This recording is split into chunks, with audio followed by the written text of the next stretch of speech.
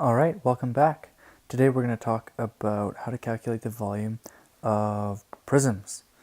Okay, so the main question when we're dealing with the volume of anything, it doesn't have to be the volume of a prism, but the thing that we're asking when we are talking about volume of prisms is how many of these guys, so how many of these sort of cubic units, so a cube that has dimensions 1 centimeter by 1 centimeter by 1 centimeter, how many of those can we fit into our shape?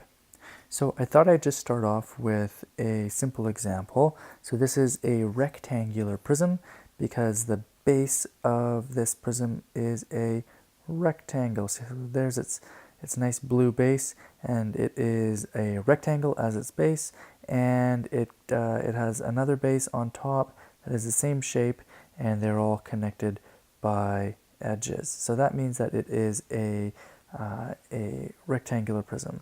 So the most straightforward way to do this question, or maybe the most visual way of doing this question, is just to think about filling this prism up with these cubes one layer at a time. So let's go ahead and do that.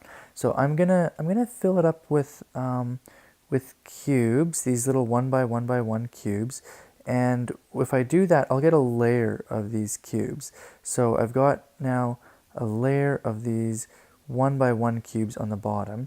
And we want to ask ourselves, well, how many of those cubes fit into the bottom? Well, if this length here is 4 centimeters, well, that means that I'll have 4 going in this direction. And if this is just 2 centimeters, then I'll have 2 in that direction. So when I finish my drawing, you'll see that I have, well, oops, I forgot a line. There we go. I've got 1, 2, 3, 4, 5, 6, 7, 8. Or in other words, 4 times 2, or 8. So 8 of these cubic centimeters, because this right here is a centimeter cubed. So in this first row, I've got 8 centimeters cubed. So that's my first step. Now the thing is, I haven't filled the whole rectangular prism up yet. I've only filled up 1/3 of it. I still have 2 more layers to go. So if I were to do the same thing again, maybe I'll do this in a different color so you can differentiate between them. Let me pull up, how about red?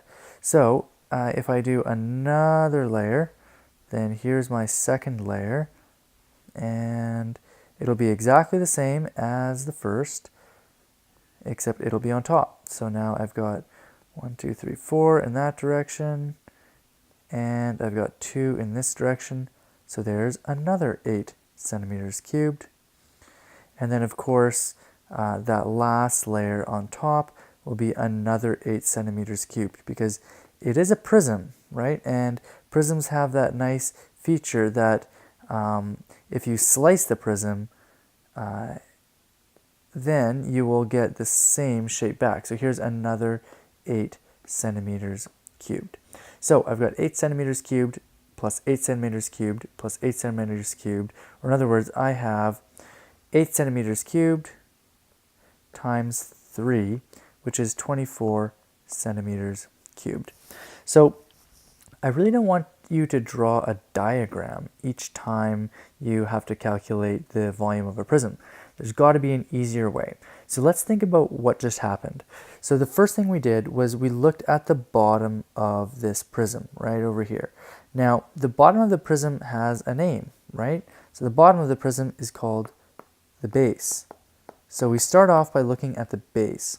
And what I asked was how many of these 1 by 1 by 1 cubes fit on that base. Now that's the same question as asking what is the area of the base. So what is the area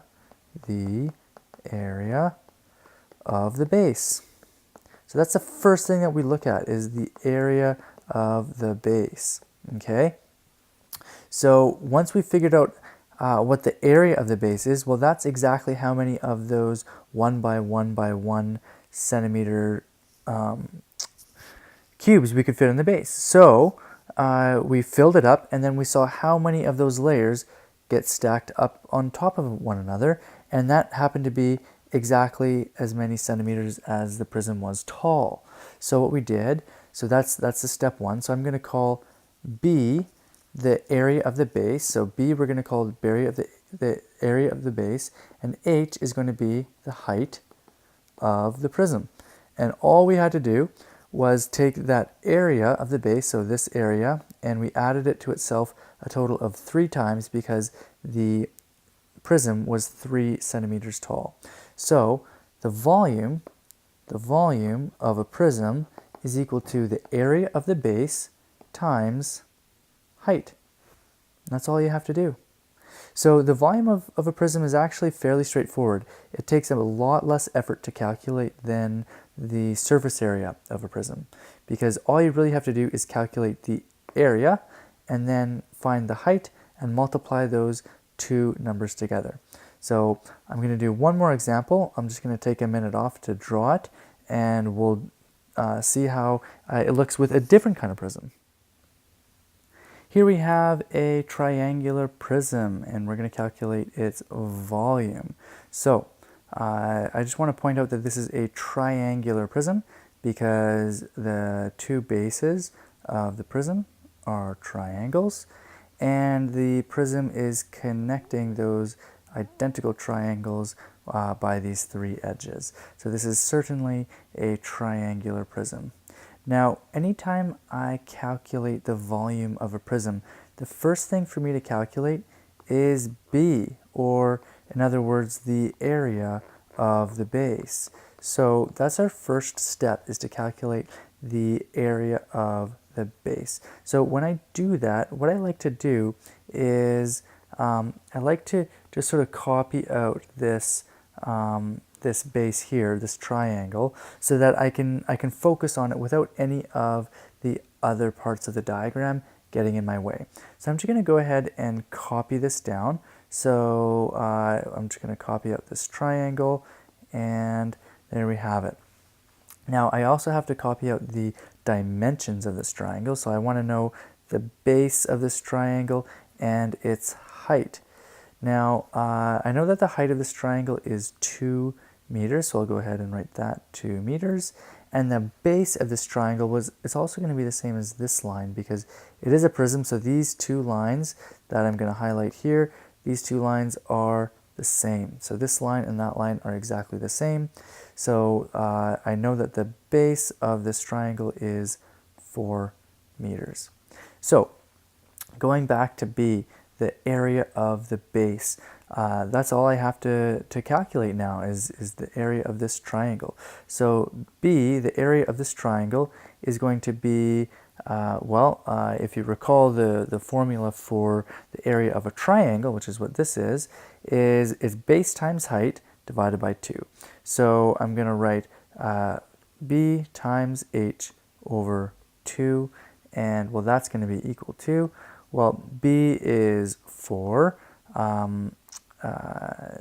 H is 2, and we're going to divide that by 2. So 4 times 2 is 8. 8 divided by 2 is 4. So we have 4 centimeters squared as the area of this base. Okay, so B is 4 centimeters squared. So this is the first calculation that we need. Now, all we have to do after that is multiply the area of the base by the height.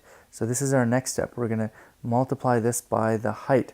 So let's go ahead and do that. So the total volume is going to be equal to the base of the prism, so that's 4, times the height, which is 6. So we'll do 4 times 6, and that's equal to 24. Now don't forget your units. So remember that the area is measured in square centimeters, but the volume is measured in cubic centimeters. So don't ever forget your units. These are cubic units. So our volume is 24 centimeters cubed because the base of the prism was 4 centimeters squared and the height was 6 centimeters squared. Therefore, the total volume is 4 times 6, which is 24 centimeters squared. Cubed, pardon me, 24 centimeters cubed. Okay, that's all for now. Thanks for watching.